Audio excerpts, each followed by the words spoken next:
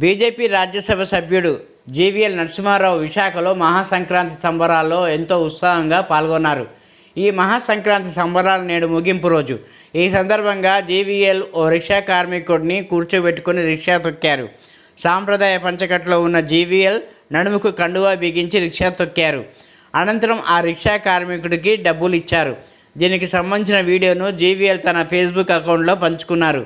విశాఖలో మహాసంక్రాంతి సంబరాలు నేటితో ముగియనున్న నేపథ్యంలో రిక్షా కార్మికుడు పెంటయ్యను అతని రిక్షాలోనే ఎక్కించుకొని తొక్కారు. తన రిక్షా తొక్కే అవకాశం నాకు ఇచ్చినందుకు అతనికి రుసుము చెల్లించాను అని జీవీఎల్ వివరించారు.